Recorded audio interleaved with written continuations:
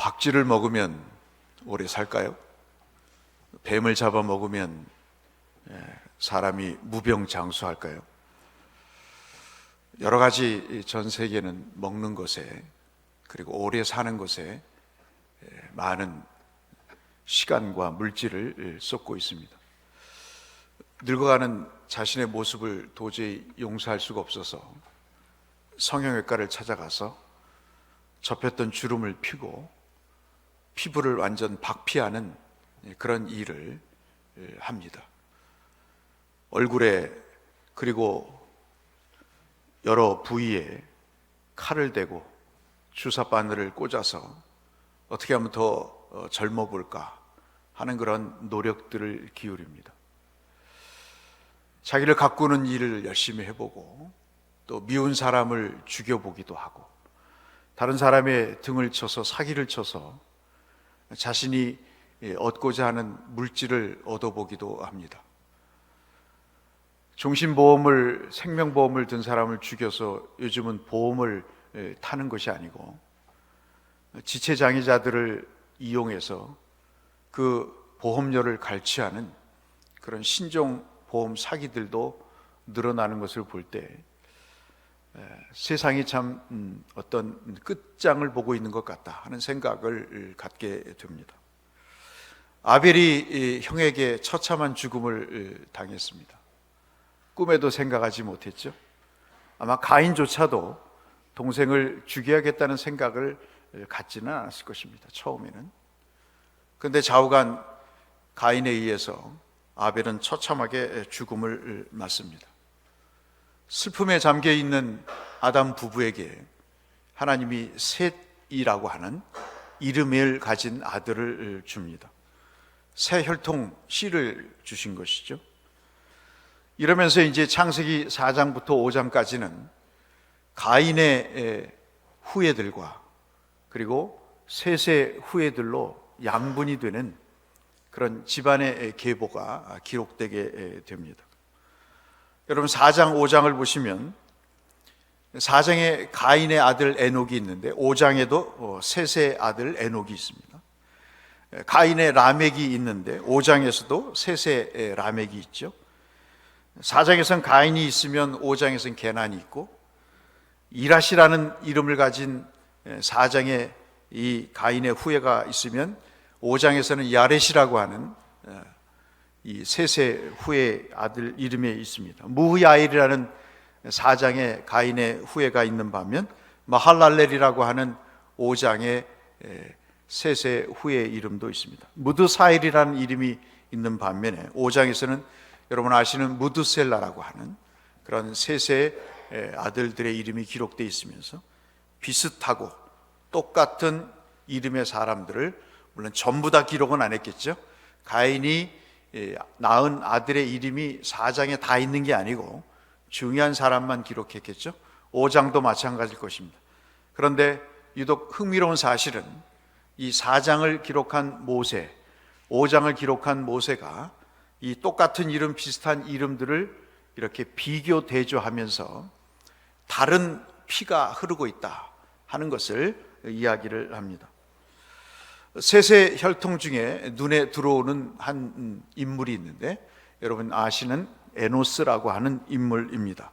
여러분 우리가 읽은 5장 바로 앞장에 4장 26절을 한번 보시면 이 셋의 혈통 중에 에노스라는 아들이 태어났다고 기록하고 있습니다. 특이한 점은 그 에노스의 이름을 이야기할 때 그 전까지는 아무런 멘트가 없다가 그 에노스부터 비로소 여호와의 이름을 불렀더라는 표현이 기록되어 있습니다. 그러니까 오랫동안 아무도 하나님 앞에 예배를 드리지 않았는데 에노스 때부터 예배를 드렸다는 것이죠. 정말 아무도 예배에 관심이 없었던 그런 세상 속에 살다가 가인의 자손들은 그렇게 살았는데요, 셋의 아들 중에 에노스가 그때서야 하나님 앞에 예배를 드렸다 하는 특별한 보도를 하고 있습니다. 특이한 점은 5장에도 등장을 하는데요, 5장에는 10명의 족장들의 이름이 나옵니다. 아담이 있고 셋이 있고, 여러분 에노스 아까 말씀드린 게난이 있고, 마할랄렐이 있고, 야렛이 있고, 여러분 아시는 에녹이 있고, 무드셀라, 라멕, 그리고 마지막 노아가 기록되어 있습니다. 이 10명의 이름들을 우리가 족보를 쭉 보면 도대체 뭐 이 내용에서 무슨 큰 묵상이 될까, 설교가 될까 하지만, 여러분 중요한 패턴을 하나를 발견을 하죠. 이 아담부터 시작해서 노아까지 기록한 이 족보의 아주 패턴을 보면, 형식을 보면, 누가 누구를 낳고 아무개가 아무개를 낳고 몇십 년을 몇백 년을 살다가 자녀를 낳았다, 그러면서 몇백 세에 죽었다라는 그런 공식적인 내용들이 있습니다. 그런데 아까 4장에서도 에노스의 경우처럼 5장에서도 셋의 후예인 에녹이 유독 달리 표현되고 있습니다. 다른 사람들은 다 죽었다고 아시는 대로 표현되고 있는데, 에녹만은 죽지 않고 하나님께서 데려가셨다, 하나님과 동행했기 때문이다 라고 여러분 우리가 방금 마지막으로 읽었던 24절에 그렇게 기록되어 있습니다. 또 노아는 어떠냐면, 우리가 읽은 그 다음 장 6장 9절에 보시면 노아를 또 특별하게 표현하고 있는데, 당대 의인 아시는 대로 하나님 앞에 완전한 자라고 평가를 하면서 다른 이 9명의 사람들과 또 다르게 표현을 하고 있는 것이죠.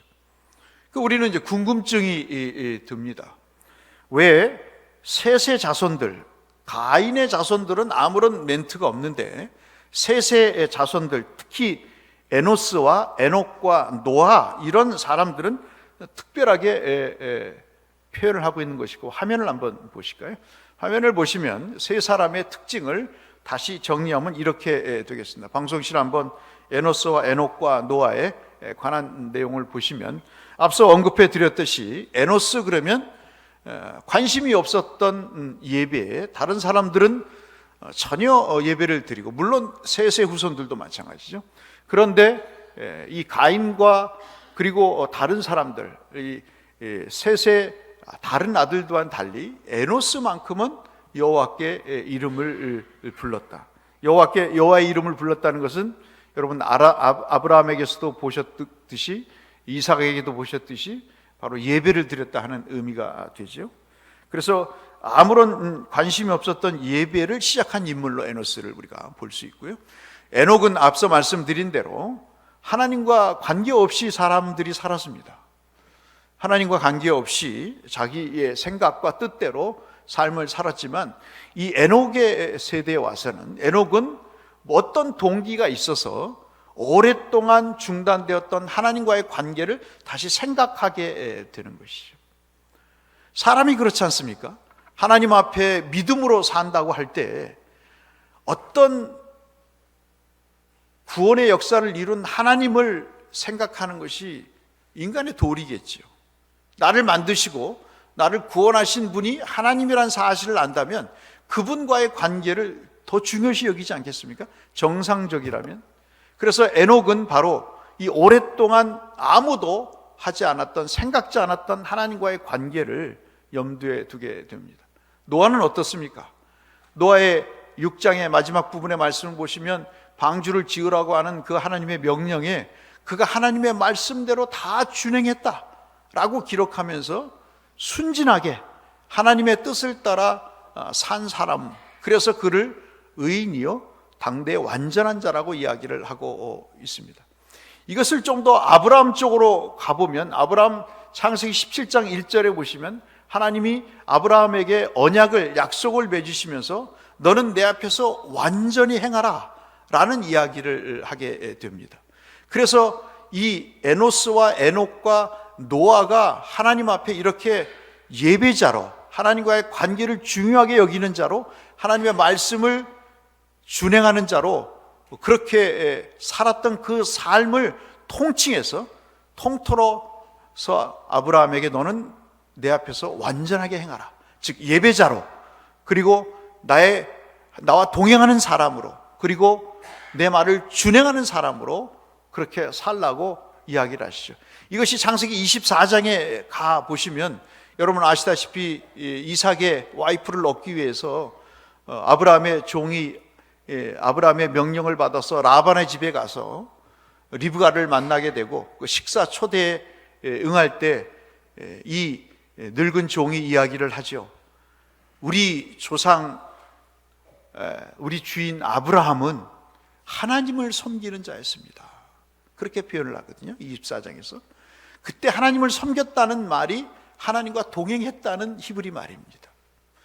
28장에 가보시면 또 야곱이 여러분 요셉의 두 아들 축복할 때, 손을 엇갈려 축복할 때 에브라임에게 먼저 축복하고 므낫세에게 나중에 축복할 때도 야곱이 그 요셉 즉 아들 손주들에게 이야기를 하죠.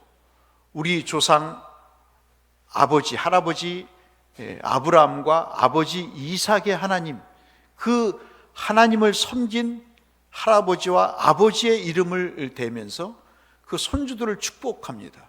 그때도 그 섬긴다고 하는 것이 바로 이 할라카라고 하는 하나님을 동행했다, 하나님과 함께했다, 하나님과 함께 걸어갔다라는 표현을 쓰면서 지금 우리가 방금 봤던 이 에노스와 에녹과 노아의 삶, 그것을 대변해서 말씀하고 있는 것이죠.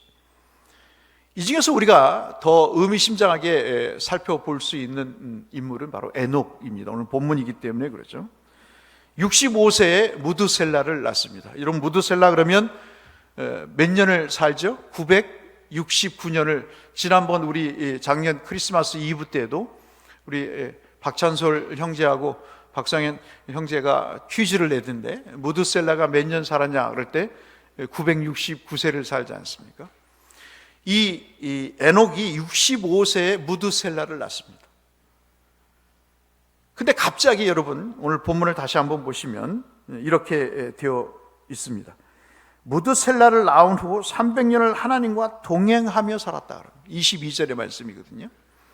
그럼 우리가 이 말씀을 그냥 읽지 않고 여러분 한번 생각을 해 보시면 다른 사람들은 메세에 아까 말씀드린 대로 누구를 낳고 몇 년 동안 아이들을 낳다가 메세에 죽었다라는 그 패턴만 쭉 기록해 오고 있는데 유독 22절에서는 무드셀라를 낳은 후에 하나님과 동행했다고 에녹을 그렇게 설명을 하고 있는 이유가 뭘까에 대한 의문이 들지 않겠습니까? 인생에 어떤 무슨 계기가 있었을 거라는 거죠. 다른 사람들은 그냥 아무 생각 없이 메세에 아이들을 낳고 몇백 년 동안 살다가 아이를 낳고 그냥 죽은 인생을 살았는데 에녹은 무언가 인생의 계기가 있어서 하나님과 동행하지 않으면 안 되겠다는 생각을 갖게 됐다는 거죠. 특히 누구를 낳고 그렇습니까? 무드셀라를 낳고 그렇게 됐다는 것이죠. 그러면 무드셀라가 무드셀라를 낳은 그때 에녹의 인생에 무언가 계기가 있었다는 것이죠. 하나님과 동행하겠다고 하는 계기가 있었다는 거죠. 우리가 나이를 먹으면서 곱게 늙어가는 것 중에 하나가 뭐죠? 외모가 아니라 그 사람의 생각인 것입니다. 외모도 중후하게 늙어가지만 더 중후한 것은 뭐죠? 그 사람의 생각이 참 선해지는 것입니다. 추해지는 것이 아니라 선해지는 것이죠. 그렇게 우리 모두가 살기를 주의 이름으로 축복합니다. 그러면 무드셀라가 어떤 인물이었길래 그런가? 장수해서 그런가? 무드셀라가 장수하기 전에 이미 에녹은 죽습니다. 그러면 무드셀라라고 하는 그 사람이 우리 그 에녹에게 주는 어떤 계기가 있었을 것이다. 우리가 하나 단서를 찾을 수 있는 것은 유일한 증거인 무드셀라라고 하는 이름의 뜻입니다. 이름의 뜻을 봤더니 창을 던지는 자였습니다. 옛날에 고대 사회에는 마을을 지키는 활과 창을 쏘는 사람들이 있었어요.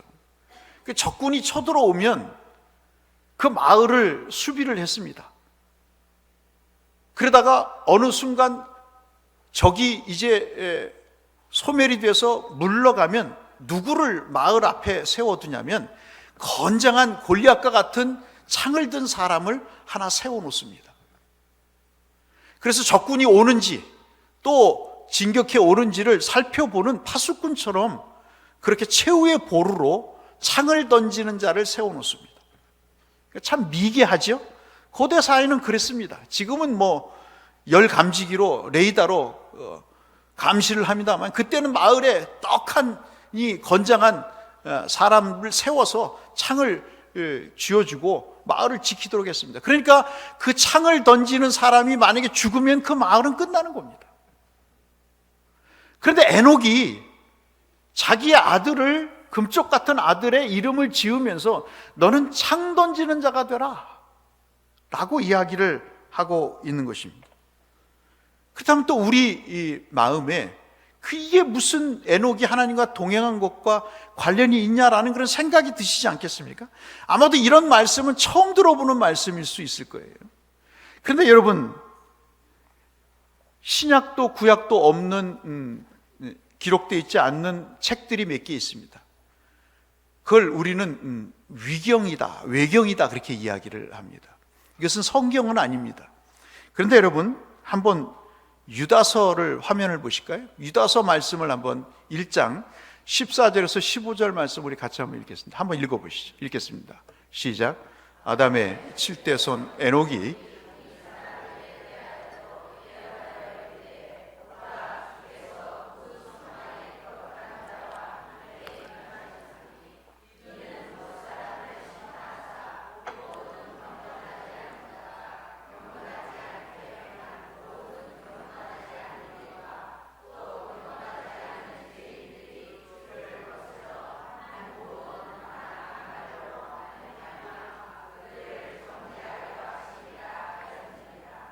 아멘. 이게 무슨 말씀이냐면 유다가 성경을 유다서를 기록하는데 하나님이 계시를 주신 거예요. 영감을 주셨는데 에녹에 관한 영감을 주신 거예요. 아까 우리가 읽었다시피 아담의 몇 대손이냐면 7대손. 이 에녹이 사람들에게 예언을 했다는 거죠. 그 사람이 살아있을 때 뭐라고 예언을 하냐면 주께서 수만 명의 천사를 동원해서 경건하지 않은 자에 대해서 심판을 할 것이다 라는 그런 예언을 에녹에게 주셨다는 겁니다. 그런데 유감스럽게도 이 예언이 창세기에 없어요. 정작 있어야 될 창세기에도 없고 뭐 출애굽기에도 없고 아무 데도 없습니다. 모세오경에도 없고 구약 어디에도 없어요. 그런데 말라기가 끝나고 마태복음이 시작되기 전 400년 동안을 우리가 중간기, 하나님의 말씀이 없는 그 기간이라고 말씀을 누차 드렸는데 그때 마치 골리앗과 같은 큰 용사들의 무용담을 썼던 책, 위인전 같은 책이 있습니다. 그걸 우리가 위경이라고 이야기합니다. 이걸 우리가 전문 용어로 위경이라고 이야기를 하는데 카톨릭에서는 외경이라고 그렇게 얘기를 하죠. 거기에 있는 글을 유다가 인용을 한 것이 바로 이 유다서 1장 14절에서 15절의 말씀인 거죠.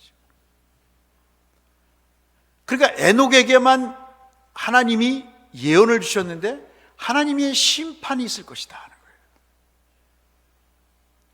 그런데 그 심판은 주께서 수만 명의 천사를 데리고 와서 경건하지 않는 죄인들을 심판하실 거라고 하는 거예요. 그때 그 천사들의 모습이 창을 든 사람들이라는 거예요. 여러분 좀 이해가 되시죠? 에녹은 자기의 아들의 이름을 최후의 방어병인 창 던지는 자로 지음으로써 자신의 인생의 지금의 방향을 바꿔야 되겠다는 생각을 가졌다는 것이죠.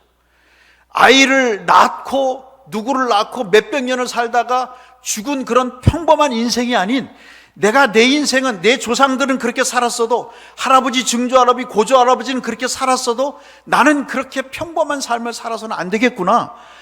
하나님께서 내게 이 계시를 임하게 하셨으니 이제 내가 하나님의 종말과 심판을 내가 생각을 하고 살아야 되겠다는 생각과 결심을 하게 됐다는 것이죠. 그리고 결론이 뭐냐면 내가 하나님과의 관계를 다시 생각해야 되겠다.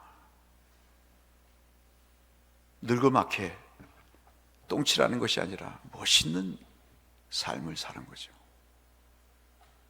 남들은 다 생각지 않았던 것, 하나님과의 관계를 생각을 했습니다. 동영상에 밥쥐를 먹는 동영상을 보이면서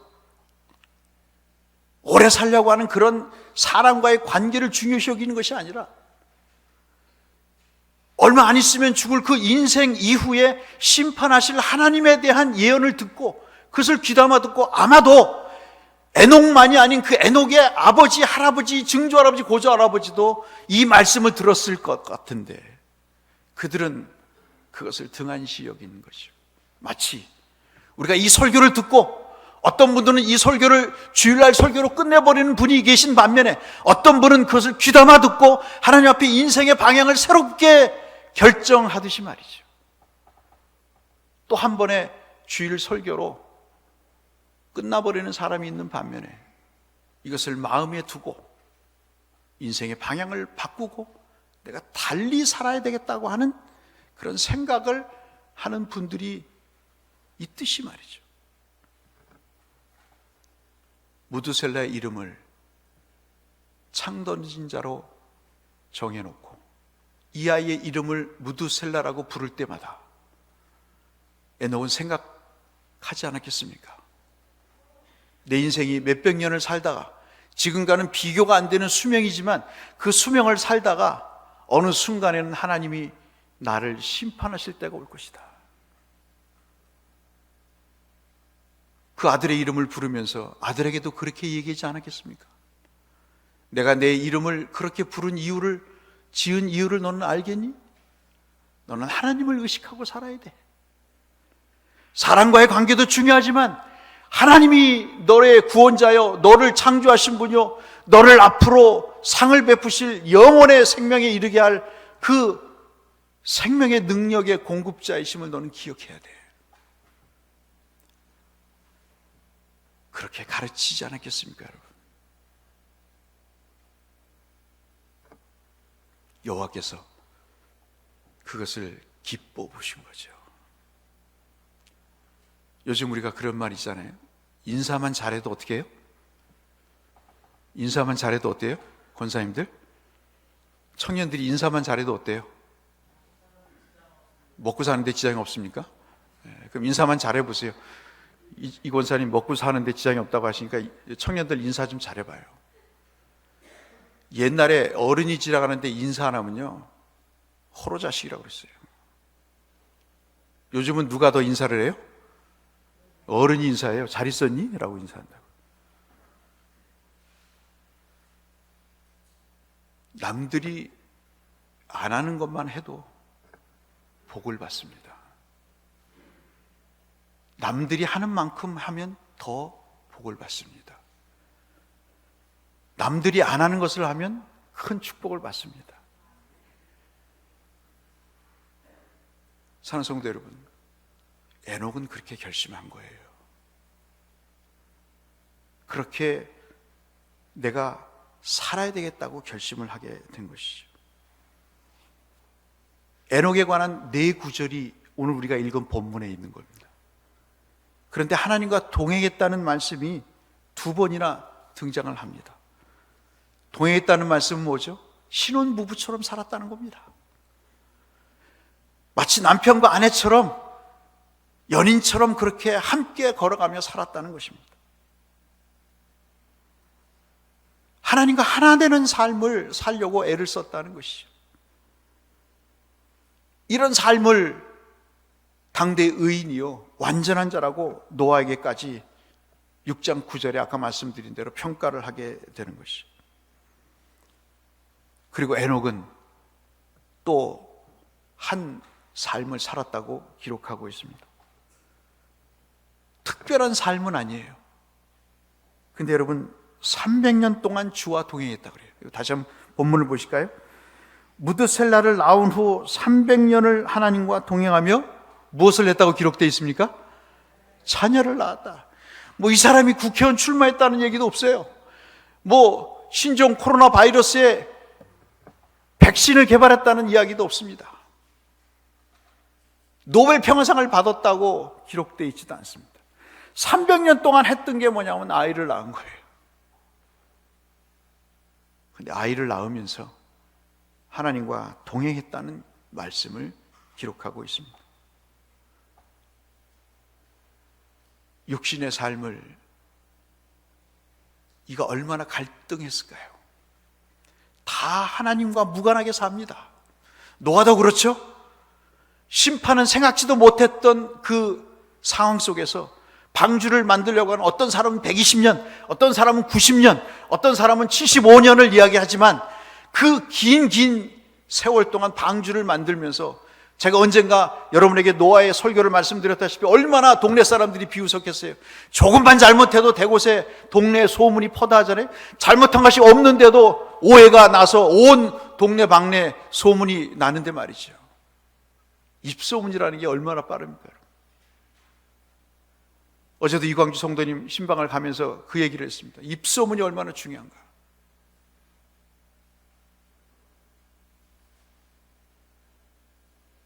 그런 상황 속에서 에녹은 앞서 말씀드린 결심을 하고 하나님의 심판을 마음에 두는 자녀를 낳아야겠다고 결심을 한 거죠. 그러면서 무려 300년 동안 아이를 낳았습니다. 얼마나 낳았겠습니까? 자기의 몸에, 마음에 순종하기를 거부하는 그 죄악된 마음이 불리듯 일어나지만, 그러나 이 결심을 내가 굽히지 않고 살아야 되겠다, 하나님과 동행하는 삶을 살아야 되겠다고 얼마나 애지중지하며 자기의 육신을 복종시켰겠습니까? 자기의 마음을 쳐서 주님 앞에 순종하게끔 했겠습니까? 육신의 뜻을 하나님 앞에 순종하는 삶을 살았던 것이죠. 하나님과 동행할 때 죽음이 아닌 생명을 얻는 역사를 만들 것을 그는 믿고 살았던 것이죠. 주와 동행하면 하나님께서 그 생명에 살인이 아닌, 사망이 아닌, 죽음이 아닌 하나님의 은혜를 베푸실 거라는 생각을 갖게 되지 않았겠습니까? 1849년에 12월에 러시아의 셰메노프라고 하는 광장이 있었습니다. 거기에는 사형대가 설치되어 있고, 약관의 28살의 청년의 나이에 반체제 혐의로 잡혀온 한 청년이 총살을 앞두고 있었어요. 5분을 주어질 테니 5분 동안 네가 하고 싶은 말을 해라. 내 인생이 이제 5분밖에 안 남았구나. 5분 뒤면 끝이라니. 나는 이 5분 동안 무엇을 할 수 있을까? 가족들을 위해서 기도했습니다. 사랑하는 나의 가족과 친구들 먼저 떠나는 나를 용서하고, 나 때문에 너무 많은 눈물을 흘리지 마십시오. 그리고 너무 슬퍼하지도 마십시오. 집행관이 2분 남았다고 이야기를 합니다. 후회할 시간도 부족하구나. 난 왜 그리 헛된 시간을 보냈을까? 왜 헛된 인생을 살았을까? 찰나의 시간이라도 더 주어졌으면 좋았겠다. 집행관이 1분 남았다고 이야기를 합니다. 두려움에 쌓인 사형수가 주위를 돌아보면서 매서운 칼바람도 아쉽구나, 느낄 수 없구나, 나의 맨발로 전해지는 땅의 냉기도 못 느끼겠구나, 볼 수도 만질 수도 없겠구나. 사형수가 되면 그런 것 같아요. 찬기도 못 느끼는 것 같아요. 모든 것이 아쉽구나. 사형수는 처음 인생의 소중함을 느끼며 눈물을 흘렸습니다. 자, 이제 사형을 집행하겠어. 그때 군인들의 발자국 소리가, 일렬로 열을 짓는 군화 소리가 들리고, 사격을 위해서 구령이 외쳐지고, 방아쇠를 당기려고 손가락을 집어넣는 소리가 들리기 시작했습니다. 그때 이 청년이 부르짖습니다. 살고 싶다! 살고 싶다! 조금만 더 살고 싶다! 철컥하는 탄환 장잔 소리가 들리고 준비하는 최종 사형 집행관의 소리가 들렸어요. 그때 바로 그 순간에 멈추시오! 형 집행을 멈추시오! 한 병사가 손에 흰 손수건을 흔들면서 달려오는 것이었습니다. 사형 대신 시베리아 그 벌판으로 유배를 보내기로 황제가 결정했으니 사형을 멈추시오. 그래서 5분을 남겨놓고 그 사람이 구사일생으로 살았습니다. 그분이 여러분 아시는 죄와 벌을 쓴 도에토프스키의 이야기입니다. 도에토프스키의 여러분 훌륭한 만남, 영원한 만남, 이런 글을 읽어볼 때 그가 마지막 5분 속에 담겼던 카레마노주프의 형제들의 그 이야기를 담은 글에 보면 5분 동안 그가 어떻게 살았는가를 기록하고 있습니다. 지난 날들을 돌이켜보고 실수와 게으름으로 허송세월했던 날들을 생각하니 심장이 피를 흘리는 것 같구나. 인생은 신의 선물이다. 모든 순간은 영원의 행복일 수 있었던 것을 조금 젊었을 때 알았더라면 이제 내 인생은 바뀔 것이다. 다시 태어날 것이다. 이게 도에토프스키의 죽음이 가져다 주는 인생의 변화였습니다. 또 한 사람의 글이 있습니다. 그 사람 여러분 잘 아시는 바로 2005년 6월인가요? 12일 날 여러분 아시는 애플의 창업자 스티브 잡스가 스탠포드 대학에서 축사를 했던 내용입니다. 췌장암 진단을 받게 됩니다. 그 당시에 3개월에서 6개월을 밖에 못 산다고 사형 선고를 받습니다. 집에 돌아가서 죽을 거를 준비하라고 의사가 매몰차게 이야기를 합니다. 그때 생각이 난 겁니다. 17살 때 17세에 그 어떤 글을 읽었다고 스탠포드 축사 때 이야기를 합니다. 그 췌장암에서 자기가 살았다고 얘기하면서 축사에서 이런 얘기를 합니다. 17살에 읽은 글에 이런 글이 있다는 거죠. 만일 당신이 매일의 삶을 마지막처럼 산다면 언젠가 당신은 대부분 옳은 삶을 살게 될 것입니다. 매일이 마지막이라고 생각한다면 언젠가는 당신의 대부분의 삶은 옳은 삶이 될 것입니다. 그래서 스티브 잡스가 매일매일 거울을 보면서 자기에게 그렇게 외쳤다는 거죠. 오늘이 마지막이다. 오늘이 마지막이다. 그래서 애플을 창업했을까요? 애플의 최고 경영자가 됐을까요? 여러분이 갖고 계시는 핸드폰에 사실 교주처럼 행세했던 그 사람, 아이폰을 갖고 있는 그 아이폰을 만든 스티브 잡스가 그 삶을 변화시킨 계기도, 도에토프스키가 스티브 잡스가 그 삶을 바꾼 계기도, 에녹이 삶을 바꾼 계기도 바로 죽음 다음의 심판이었다는 것입니다. 사랑하는 성도 여러분, 주님은 오십니다. 그리고 이 코로나 바이러스도, 우한 폐렴도, 아니 더 신종과 변종의 바이러스가 와서 우리를 위협해도 우리는 속수무책인 인생을 살아가게 될 것이고, 여전히 우리는 또 다른 박쥐를 먹으면서, 또 다른 뱀을 먹으면서 인생을 영원히 살 것처럼 그렇게 음식을 찾아다니고 의학을 개발하고 그리고 무병장수하려고 애를 쓰며 살아갈 것입니다. 그러면서 자식을 낳겠죠. 100세를 살았느니 어떤 동네 105세는 종생이는 102세를 살았네, 105세를 살았네, 아 대명예는 107세를 살았네 라는 기록을 자랑스럽게 여기며 살아가겠죠. 그때 어떤 대곡교회 교인 중에 한 분이 이렇게 고백을 합니다. 따라서 하실까요? 나는 하나님과 동행하며 살 것입니다. 왜냐하면 하나님이 나를 심판하실 것이기 때문입니다. 아멘이신가요? 에녹의 스토리는 이렇게 끝을 맺습니다.